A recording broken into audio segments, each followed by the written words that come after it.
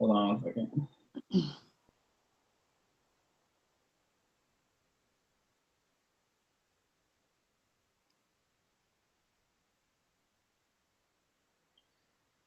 Okay. All right. Did you get a chance to look over it all? Yeah, I finished. I only have one question on one that I don't know if my brain is kind of really, I've been having migraines for 2 days, so. Uh, this time I got smarter and I went down and I wrote all the page numbers. I found the answers to the question on. I did that the last 2 times and I didn't do it this time, so. So I'm not searching the book while we're in these meetings. Yeah. Okay. For like 12 through 18, did you get like a bunch of B's and a bunch of A's in a row? Or am I just answering the wrong questions?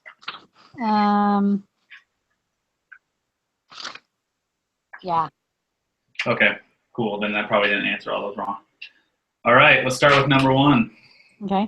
All right, consider 5 individuals with different occupations. In a barter system, which of the following has a double coincidence of wants?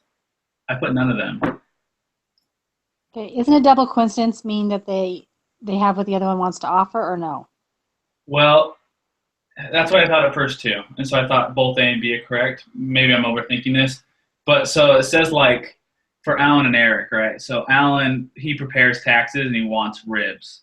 And Eric barbecues ribs, but he wants dry cleaning. Oh, yeah. Okay. Okay. I get it. Okay. They give each other what they really want. So it has to be a double coincidence, right? So Yeah. Eric Yeah. has what Alan wants, but Alan doesn't have what Eric wants, so they couldn't trade. So, okay. That makes sense. So hopefully that's right. And if I get that wrong, I'll be quite angry about that. No, I think now that you say it like that, I think I was making it just too simple. I thought, oh yeah, that's how it goes. Never mind. But no, you're right. Because they both have to want what they both have to make and want what the other one has. So you're right. So. Because it gives example books like to your restaurant meal, for instance, you would have the restaurant you want food and the restaurant wants money. Yeah. Okay. Question 2: the existence of money, what B makes Me trade too. easier. Jeez, my mouse is like running out of battery. Something's going nuts. Okay, which of the following is a store of value? I put B. What did you get for 3? When I read it, I went back and read it again, and I thought I put A. Am I really that wrong? I tell you, I'm sorry if I had migraines, so don't. You're fine. So it says store of value is an item that can be transferred. No, you might be right because stocks are a store of value. Okay. Now that I think about that. Yeah, I think it said in there. Because the store of value of anything is anything that builds wealth, which stocks do. Yeah, it does stocks and bonds, I think. So I put A. Yeah, I think I was wrong on that. Okay, I was just like, but I mean, I feel bad. My headaches have. I'm like, please don't make me dumb. Well, smarter than I am. No, I mean, I think, oh no, these headaches. I'm just like, I gotta think for like 5 more hours. Yeah, that stupid test brought me down to an A minus. I had a 94% in the class, and it brought me down to 91. I have a B in the class, so. Yeah, but you don't spend all day every day studying like I do. It's frustrating. Okay. Yeah. Which list ranks assets from most to least liquid? I put B. Me too. Oh wait, I forgot to push my quiz for 3. Okay. Yeah. Okay. You ready for the next one? Yeah. All right. When colonists in Virginia used tobacco as money, their money, I put, was a commodity. 5. Yeah, me too. Or, sorry. A. Right. Because it wasn't, it did kind of have store red. But no, it wasn't fiat money, and it did have intrinsic value. Okay. Yeah. I just don't want to put any more stupid answers like they have in the past. Which of the following is not included in the M1? I put savings deposits. Yep. Saving deposits are included in M2, but not M1. Yeah, so B. Yeah, B. Economists call an institution designed to oversee the banking system and regulate the quantity of money in the economy. I put, what was that, 8A, central bank. Me too. All Fed purchases and sales of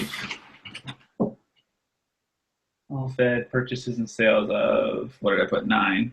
I put B. I did too, and I found that in the book, so Yeah. On page 328. Yeah. All right, 10. On the bank's T account, which are part of the bank's assets? I put C. Me too.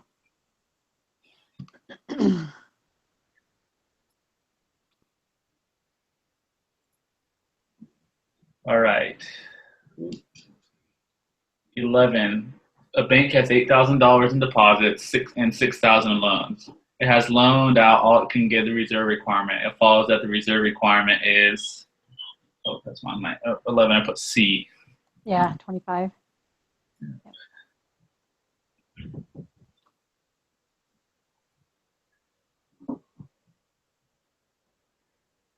All right.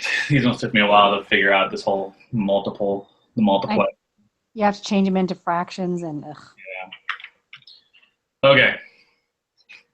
If the reserve ratio is 5%, then $500 of additional reserve can create up to, I put B, 10,000 new money. Yes. Because it's 1 over 20, so 20 is Money 20 times. 500 is 10,000.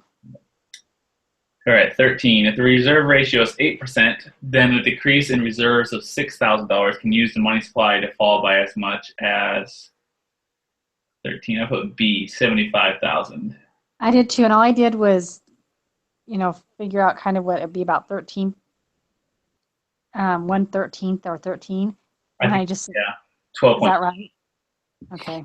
Yeah, so 12.5 times 6,000. Yeah, well, yeah. So I was like, okay, well, that's close to 75. Yeah, I was totally like hashing my math skills. Yeah, I was just going 1 divided by, and then the numbers going down the list. Yeah. 20. Pretty scientific. I know, it's how I was. In Ugoland, the money supply is 8 million and reserves are 1 million. Assuming that people hold only deposits and no currency, and the bank hold no excess reserves, the reserve requirement is, I put B. Okay, so did I. Almost marked that one wrong.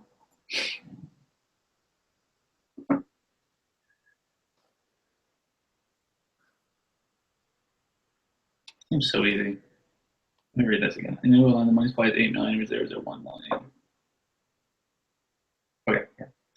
All right. The federal fund rate is the interest rate that for 15A, I put A, banks charge one another for loans. Yep. Which is kind of funny because that question is like so out of order from all the other questions we've been reading. Yeah, it was at the very end of the book, of the chapter. Well, for a minute there, I kept thinking, because I started answering questions. I had read part of the chapter last night and was answering the questions. I'd gotten so far into it, and I was like, wait, did I miss that? And then I was like, this today when I read, I'm like, oh no, it was at the end of the chapter. I did the same thing because I answer while I'm reading. Yeah. So, okay. Which of the following can banks use to borrow from the Federal Reserve? I put both of them, the discount window or the term auction facility. A, yeah. So did I.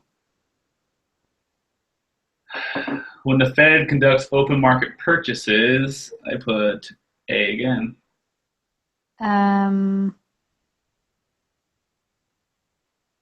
Is it treasure? I put D. D, it lends money. No, because open market purchases are when they buy or sell. It's on page 334. It's when they buy or sell treasury bonds. Okay. To increase the money supply. So if they buy, when it buys, is that what it says? Buying means increase and selling means decreasing, or is that the other way around? Selling is they're taking, so by selling it, they're taking people's money, which takes away money supply. Okay. So it buys treasury bonds. Okay. So just make sure I don't want to. No, you're fine. Like I said, I've been wrong. Yeah. Fed conducts open market when it buys and sells government bonds. So like lending money and borrowing money has nothing to do with it. Okay. Now this one I didn't know what to do, and like I said, I think it's my head, but Right. Yeah. No, this was tough. It took me a while to figure out, and I'm not even sure if I have it figured out, honestly. Okay, so So what I did here was that, right, so it goes up 10 million tazes, or however you pronounce that. So the reserve requirements and percentage stay the same. So that means the 30, well, no, it's the requirement, so it's not even that amount. So I have to figure out the requirement first. So this is what I learned by searching the internet and not from our book, because it's not there in our book. Okay. But there's questions on this about it, and there's questions in the homework. Well, it says it, but it doesn't specify it. But when a bank loans money, it's not a deposit, right? So it goes straight into reserves. So they don't have to take any reserve requirement out of it. They get all the money when the central bank loans the bank money. So it goes into the 10. That would go into 10 million. Okay. Yeah. So 10 million stays 10 million. So like on the homework, there's questions about, was it the homework or was it no, an extra credit? There's questions about like what's the maximum and what's the minimum that they can make the money. So kind of what I found kind of searching the internet, it's either they could make zero because they could keep it in all reserves, put out the loans. But anyways, so for this, you just do the money multiplier with the 10 million. But for money supply, technically you're supposed to times it. You can really just do the money multiplier times 10. It gives you 250 million. Okay. Or you times it by the money supply, the two different amounts. So you do it without 10 million, and then you do it with 10 million, and it's 250 either way. Okay, that makes sense. Part of this was like, okay, why don't they just use like normal money terms like Bank of America or Bank of the World and dollars, or I don't know. Trying to read all these crazy, I'm like Taz and Tate, and I'm like, oh my gosh, I'm ready to go nuts. Yeah, okay. I love when they throw in things like that just don't matter. That happens so much. I hate questions like that where they throw in all these things and it just doesn't make a difference. Yeah. There. Yeah, so that's what I got. So hopefully that's right. But I mean, the money multiplier, which is 7 million. Okay, so because excess reserves don't matter. Yeah. 300 million dollars is required reserves, and then 7,500 million. So then whatever that is, the money. Yeah. Okay. Yeah, so it should equal. Okay. That makes sense. So, okay, 19. So hopefully that's right. I really don't know, but I got 200. I seriously sat there for like 10 minutes just on that problem, and finally I was like, I don't know. I don't know. Yeah, I had to search the internet. Well, just kind of to understand. Because at first I was trying to take away from the 10 million and put the 10 million and take away my reserve from the 10 million and make it 9 million and then times it. Not what you do. That gave me like some crazy answer. Okay. Well, that makes sense that that the reserves are all for them. It goes straight to the reserves and no deposit. That makes sense. So. Yeah, but it's confusing though because the book says, it says only deposits, but you don't really understand that. I wish somebody in the book would say, when the federal bank loans the bank money, you don't have to put any in reserves if you don't want to. And so then also like on the homework, it doesn't make this, like some questions will say how much is in reserves. Yeah. But it's wanting you to include the loan amount in the reserves. So how much now in the reserves? Because technically they're still reserves. Yeah. So it's annoying to me. It's like you need to make a separation between the two. Yeah, I agree. All right. This one had me a little confused, but I'm pretty sure. During a bank run, depositors decide to hold money currency relative to deposits, and banks decide to hold more excess reserves relative to deposits. So I put both the decision to hold relatively more currency and the decision to hold relatively more excess reserves would make the money supply decrease. So you pick B? Yeah, so decrease. It talks about it in the case. I read that and then reread it in the book the same way, so I'm like, I think that's pretty sure that's what it is too. Yeah, because so people would go get their money. Yeah, so there was reserve. And we already know if they don't deposit it, it's going to decrease the supply. Yeah, and And then if if it's the reserves, bank they pulls don't back have. more money, Yeah. they'll take away. Awesome. Yep. That's crazy though. That's really. I think this is a really interesting chapter. I never knew that banks created money. That's how money was created. Yeah, I didn't either. I was like, oh, That's crazy. there's a whole banking world out there. Yeah. It's crazy. It's like to think of how much money, like you spent in your life or had in your bank account in your life and how much extra money that money has made. Yeah, exactly. All right. The Fed's control of the money supply is not precise because I put D. Yeah, me too. Oh, good. We weren't that many off on each other. Okay. I know I've marked them all. Let me just double check. My brain hurts. I need to start getting A's on all these quizzes, even though they're worth like 1 point. I'm always so grateful for extra credit. Mm-hmm. I like when you took 150, did you have a different program than this one? Yes. Yeah, I like that one way better. I thought it prepared me. And the tests were through the program, not through so what you studied on the program was like the same as what you learned, what your test was about. Yeah, exactly. Okay, did we miss any? Oh, we missed one. You missed one? Number 18. Oh, I knew it. That's never mind now. Let's study that one. Yeah, what's 18? Yeah. I don't know how else you would do that, though. I don't like how they don't give you the answer. No, it's super frustrating.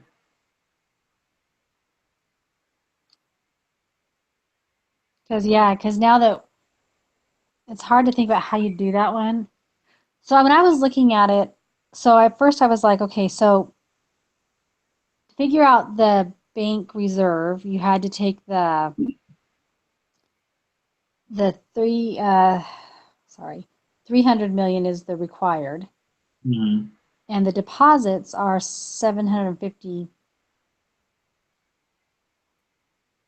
right? 770. I'm pretty sure you can see which ones are right. You just have to you have to go to user progress, and then you have to go down to your group quizzes. So it's lesson 10. Then you go to 10th one. Yeah. It doesn't show it yet, but I think when like tomorrow, I think it should show the right answers to it. That's good because I'm gonna have to think about that one. I'm gonna find out the right answers and work backwards. I haven't gone to any of the class meetings, but I'm gonna go to his office hours tomorrow. I haven't either. I Wednesdays are kind of my free of meeting days, and luckily, and I have a bunch of writing assignments that have to be done before Thursday, and so I'm always writing a ton. Yeah. On Wednesday. I have 3 classes, like 3 class periods that night. Yeah. So I usually tend to just not go to any of them. Last semester I went to all of them because I only had 2 like classes that were like quite difficult. This semester I have 4. So. I have just decided, and then I'm even like Wednesdays, like I have to do all my catch up work like this week. So last week, this week, and next week, I'm trying to get all my homework done by Wednesday nights. Yeah. Which is a struggle. Like it's cram session. Yeah. But yeah, because I'm trying to get it done, a bunch done by next week because we're going to Idaho for Thanksgiving. Yeah, we're going to. I finally talked to my mom. I decided I needed a venue change because I was sick and tired of looking at my house. Because all I do is go to work and come home, and my poor kids my 2 boys are like, they're so good. I have a 14-year-old and 11-year-old home, and then my daughter's in college. Yeah. And they're so good about that stuff. But anyway, and we're going to Las Vegas now for Thanksgiving, so we can just swim and watch movies. So anyway, well, thanks for the meeting. All right, thank you. I'll post it, and we'll see you next week. Bye. Bye.